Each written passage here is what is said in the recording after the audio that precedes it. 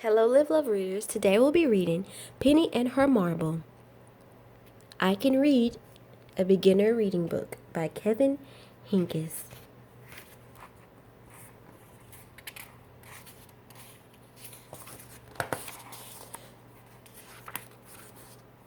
Chapter 1. Penny was pushing her doll, Rose, in her stroller. They went back and forth on the front sidewalk. Only go as far as Mrs. Goodwin's house, called Mama. Penny pretended they were in a big city. Look at the tall buildings, Rose, said Penny. When they got to Mrs. Goodwin's house, they turned around. Then Penny pretended they were in a forest. I hope we don't get lost in the trees, Rose, she said.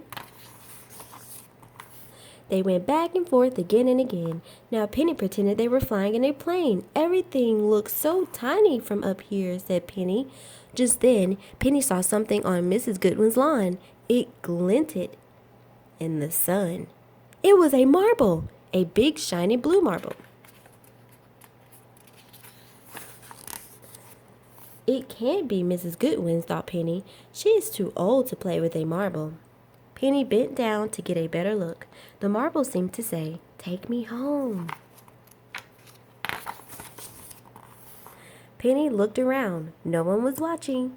Penny picked up the marble. She put the marble in her pocket. Then Penny raced home with Rose. Chapter 2. Penny took the marble to her room. She shut the door. Penny rolled the marble between her fingers. The marble was smooth. Penny rolled the marble across the floor. The marble was fast. Penny showed the marble to Rose. "Isn't it pretty, Rose?" said Penny. The marble was so blue. It looked like a piece of the sky. Penny went to the window and held up the marble. She was right. The marble was like a piece of the sky. Penny saw Mrs. Goodwin out of the window. Mrs. Goodwin was in her yard.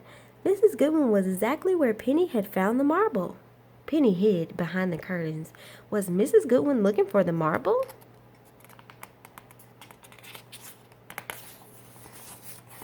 Penny left the window. She hid the marble in her dresser.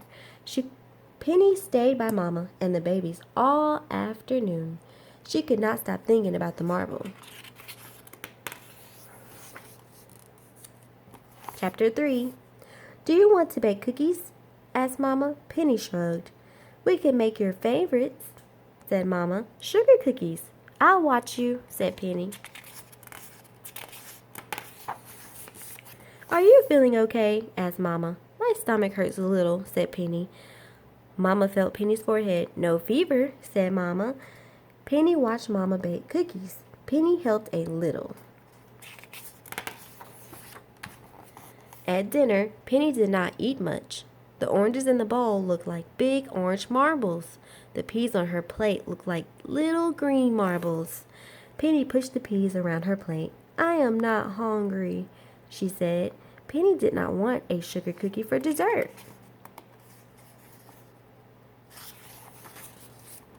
At bedtime, Mama said, You still do not have a fever.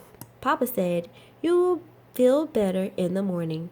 It's probably just a bug, said Penny. Are you worried about something? Asked Mama. No, said Penny. Are you sure? Asked Papa. Penny nodded. After Mama and Papa left her room, Penny looked at the marble. It was still so blue and so smooth and so shiny. Penny put the marble back in her dresser. Penny could not sleep. She kept thinking about the marble.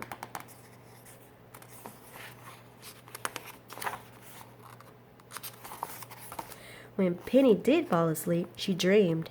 She dreamed that Mrs. Goodwin was knocking on the door, yelling, Where is my marble? Then Penny dreamed that the marble grew so big it broke her dresser to bits. Finally, Penny stopped dreaming. She slept deeply until morning. Chapter 4. When Penny woke up, she had forgotten about the marble. All of a sudden, she remembered. Penny got dressed quickly. She got the marble and put it in her pocket. Penny looked for Mama. Mama, said Penny, may I take Rose for a walk before breakfast? Are you feeling better today? Asked Mama. Penny nodded. Okay, said Mama.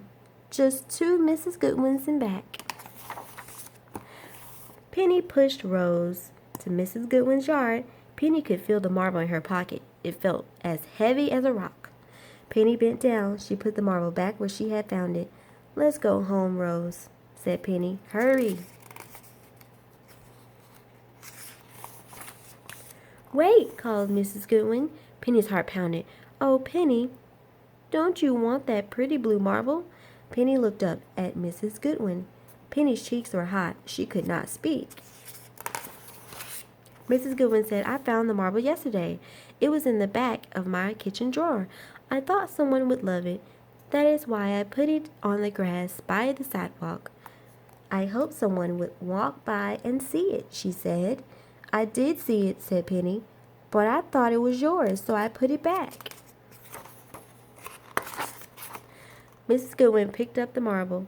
She put the marble in Penny's hand. And now it is yours, said Mrs. Goodwin. Thank you, said Penny. Thank you very much. Penny rolled the marble between her fingers. It seemed even more shiny and smooth and blue than before. Have a good day, said Mrs. Goodwin. I will, said Penny. I will. Penny pushed Rose home. Penny pretended they were in a boat on the sea. The sea in the same color as my marble, said Penny. Penny pushed faster. This boat ride is making me hungry, Rose, said Penny. Let's go inside and have the biggest and best breakfast ever. And they did. The end.